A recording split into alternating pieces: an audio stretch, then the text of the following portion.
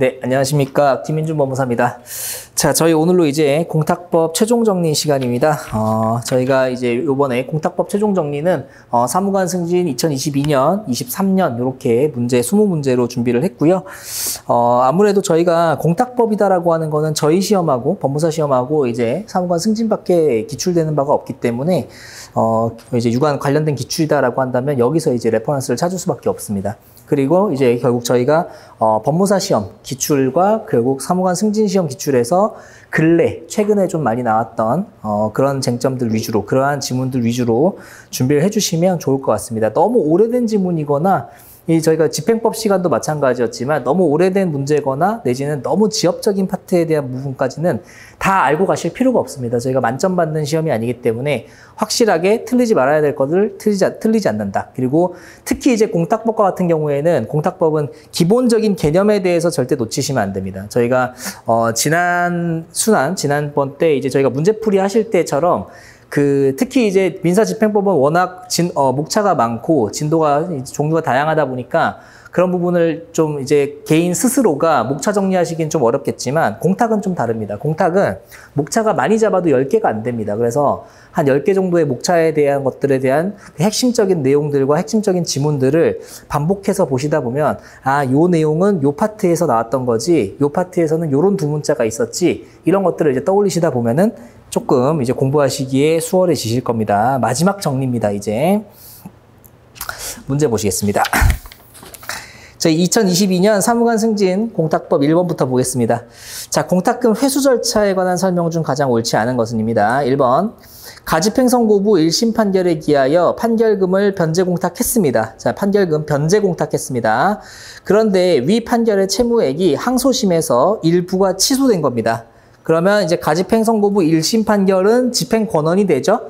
그 집행권원에 따라서 이 채무자가 이제 거기에 대한 공탁을 했는데, 변제공탁을 했는데, 그런데 그 판결의 채무액 자체가, 채권액 자체가 항소심 판결에서 일부가 취소가 됐다면 이 공탁을 한 채무자 입장에서는 결국 공탁의 원인이 소멸되었다라고 하는 것을 근거로 해서 그 일부 금원에 대한 회수 청구를 할 수 있을 것이다라고 하는 겁니다. 저희가 회수 청구다라고 하는 거 어떠한 권리로 할 수 있었습니까? 회수 민차권이죠. 민차권 기억나시나요? 자, 민법제 489조죠. 민법제 489조에 따른 변제공탁에 있어서 수소판이 없는 경우에는 얼마든지 가능했다라고 했던 거 기억나시나요? 공탁의 수락의 의사표시, 그 다음에 권리들의 소멸, 그 다음에 판결, 이런 것들입니다. 이런 경우가 없다라고 한다면 변제공탁의 경우에는 민법제 489조에 따라서 회수 얼마든지 할 수 있다라고 했던 거. 그 다음에 착오에 의한 공탁이다라고 하는 것을 소명해서 그 부분에 대한 회수를 할 수 있다. 그 다음에 방금 전에 보신 것처럼 공탁의 원인이 소멸한 경우입니다. 결국 채권 채무 관계가 소멸된 그러한 경우들을 의미하는 겁니다. 그리고 이건 단순한 소멸이 아니라 그냥 소멸됐다고 주장하는 것이 아니라 이러한 공탁의 원인이 소멸됐다라고 하는 사실을 증명해야 되는 겁니다. 판결로 증명하든 아니면 피공탁자로 되어 있는 그 채권자의 승낙이 있든 어쨌든 그런 형태로 이제 원인이 소멸됐다라고 하는 걸 입증하면서 공탁을 회수해 가는 겁니다. 2번 보시죠. 그래서 1번 맞습니다. 2번. 사업시행자가 수용재결에 따른 토지수용보상금을, 자, 토지수용보상금에 대한 공탁입니다. 토지수용보상금 공탁. 그런데 이 토지수용보상금을 수령불능을 이유로, 자, 채권자가 수령해 갈 수 없다라고 하는 것을 이유로 공탁을 했습니다. 그러면 이제 우리가 토지수용보상금이다라고 하는 건 기본적으로 변제공탁의 성격을 가지고 있는 건 맞습니다. 변제공탁으로서의 성격을 가지고 있습니다. 왜냐하면 돈을 줘야 되는 채무자인 사업시행자가 지금 돈을 받아야 되는 그 채권자인 피공탁자를 찾지 못해서 이렇게 공탁을 하는 거죠. 그러면 이제 저희가 변제공탁의 성격을 갖는 건 맞는데, 자, 그렇게 어쨌든 공탁을 한 경우에는 민법제 489조 바로 여기죠. 여기에 따라서 회수할 수 있느냐라고 한다면 요건 안 됩니다. 저희가 성격 자체는 토지수용보상금이다라고 하는 건 수용보상금 이제 떠올리시면 되는데 나중에 이제 복습을 하실 때에도 수용보상금 하면 기본적으로 딱 떠올라야 되는 게 두 가지가 있습니다. 무조건적으로 떠올라야 되는 거. 첫 번째, 우리 변제공탁에서는 우리 법상 절대적 불확지 공탁이 인정이 되지가 않는데 유일하게 절대적 불확지 공탁이 인정되는 게 여기입니다. 그거. 그 다음에 두 번째로 지금 보셔야 되는 게 바로 이겁니다. 이거. 얘가 성격 자체는 변제공탁의 성격을 가지고 있는 건 맞지만 어쨌든 이 토지 수용에 관한 보상금이다라고 하는 거는 그 토지의 소유자에 대해서 이 보상을 간접적으로 강제하는, 그 사람들에게 보상을 하라라고 하는 강제적인 규정에 의한 것이기 때문에 여기에 대해서는 공탁 이후에 여기에 대해서 회수를 해올 수가 없습니다. 그래서 489조가 적용되지 않는다라고 하는 거, 이거죠. 이거 두 가지는 수용보상금과 관련해서 꼭 반드시 가져가셔야 되는 겁니다. 자, 그 다음에 4번 보시겠습니다. 3번 보시겠습니다. 그래서 2번이 인정되지 않는다. 2번 맞네요. 인정되지 않는다. 맞고. 3번. 형사피고인이 회수 제한 신고를 하면서 불법행위로 인한 손해배상 채무를 변제 공탁한 후 피공탁자가 공탁금 회수 동의서를 공탁소에 제출한 경우에도, 자, 여기가 이제 포인트죠. 공탁금 회수에 대한 동의서를 제출한 경우에도 이 공탁금이 실제로 회수되기 전에는 이 피공탁자가 얼마든지 공탁금에 대해서 출금을 해갈 수가 있는 겁니다. 이제 재판 과정이다라고 한다면 신청이나 아니면 어떠한 불복입니다. 이러한 과정을 통해서 이 과정이 상대방에게 재산상 손해가 발생할 우려가 있다라고 하는 겁니다. 재산상 손해가 발생할 우려가 있는 어떠한 신청을 하는 그 신청인의 입장에서는, 내지는 자, 상대방이 재산상 손해가 발생할 만한 그러한 것에 대해 그러한 불복을 하는 그러한 신청인의 입장에서는 이러한 상대방에게 발생하는 재산상 손해를 담보해 주어야 하는 필요가 있다는 겁니다. 그래서 법에서 정해놓고 재판상 이런 청구를 할 때에는 담보 제공해라 이겁니다. 담보 제공해라. 담보 제공하면은 내가 받아주겠다. 이 신청 받아주고 불복 받아주겠다. 그러면은 그게 바로 이제 재판상 담보가 되는 겁니다. 그러면 여기서 말하는 이 신청인에 있어서 이러한 재판 과정에서의 그 상대방의 금전적 손해, 재산상 손해를 담보하기 위하여 설정해 주어야 되는 이러한 재판상 담보다라고 하는 거는 결국 무엇을 담보하는 겁니까?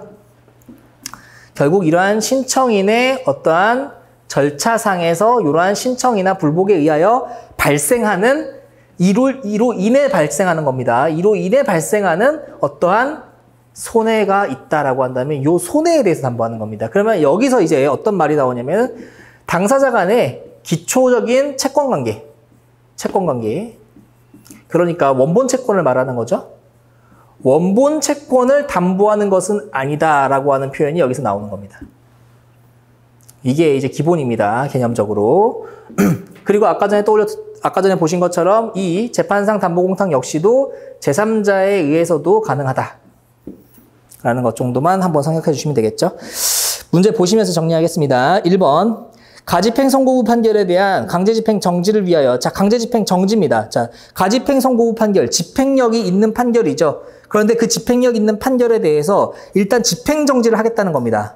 그러기 위하면, 그러면 이렇게 채권자에 대해서 불축의 손해가 발생할 수 있지. 그러면 담보 제공해. 라고 해서 하는 게 이제 재판상 담보입니다. 그렇게 한 담보 공탁은 강제 집행 정지로 인하여 채권자에게 생길 손해를 담보하기 위한 것이고, 정지의 대상인 기본 채권 자체를 담보하는 것이 아니다. 이 표현이 그래서 나오는 겁니다. 2번. 제1심 판결과 항소심 판결에 대한 강제집행 정지를 위하여 담보공탁을 2차례에 걸쳐서 한 겁니다. 자, 1심에서도 패소를 했고, 그래서 가집행 선고 판결이 나온 겁니다.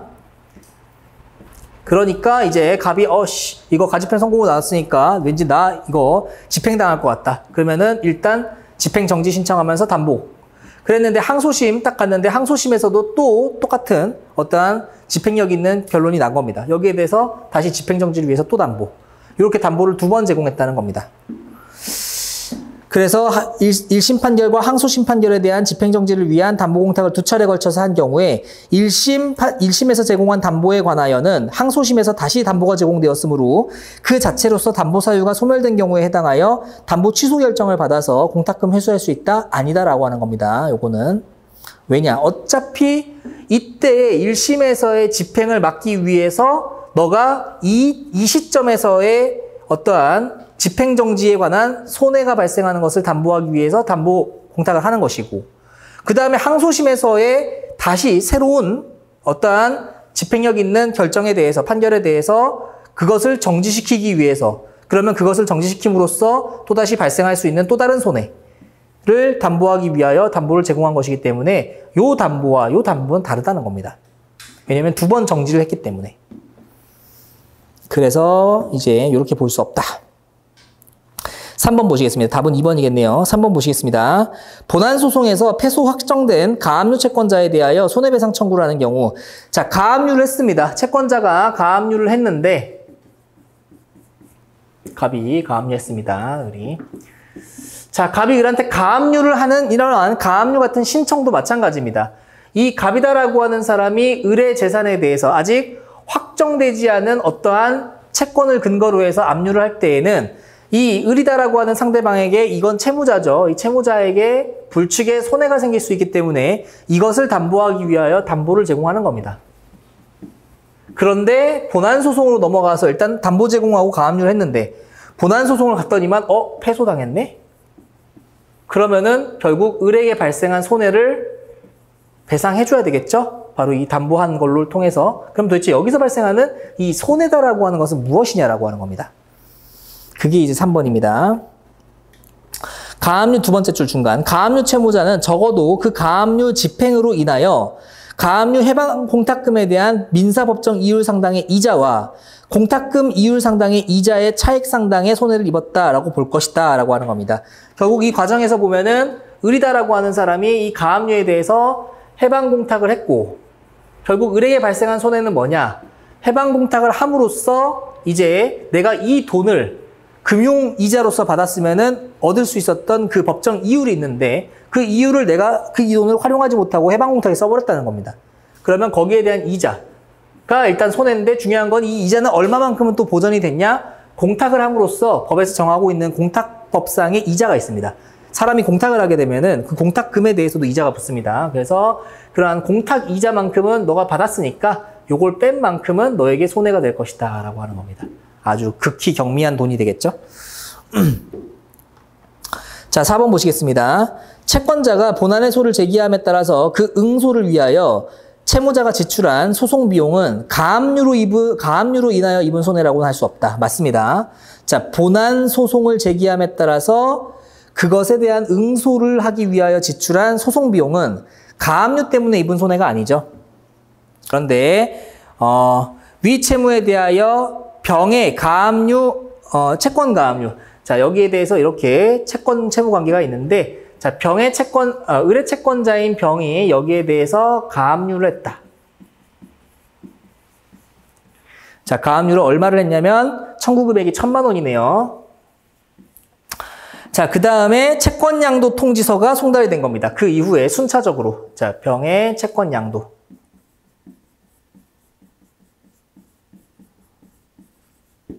순차적으로 송달이 됐다. 자, 이러니까 이제 자, 갑이다라고 하는 사람 입장에서는 이거 도대체 내가 누구한테 어떻게 갚아야 될지 모르겠다. 가압류가 된 게 맞는 것인지 아니면 채권 양도가 됐으니까 채권 양도한 사람한테 변제하는 것이 맞는 것인지 모르겠다는 겁니다. 그래서 일단 가압류를 원인으로 하면서 동시에 이제 어떠한 그것을 초과하는 범위만큼에 대해서는 이제 변제공탁으로서의 효력을 가지게 되는 그러한 혼합공탁의 형태로서의 공탁을 해버리는 겁니다. 그래서 얘 공탁을 했다. 이런 상황에서 이제 공탁을 하게 되면은 결국 누구에게 어떻게 귀속이 되는지 모르고 얘랑에 대한 관계에서는 이건 변제공탁이고 얘랑에 대한 관계에서는 이거는 집행공탁이기 때문에 결국 혼합공탁이 되는 겁니다. 혼합공탁의 형태로서 공탁을 했다. 자, 이런 경우에 어떻게 되느냐라고 하는 겁니다. 자, 내용 보시죠. 자, 갑은 피공탁자를 누구로 기재해야 되겠습니까? 피공탁자. 지금 변제공탁으로서의 집행공탁이 아닌 변제공탁으로서의 효력을 받는 부분에 대해서는 우리가 피공탁자를 누구로 기재해야 되겠습니까?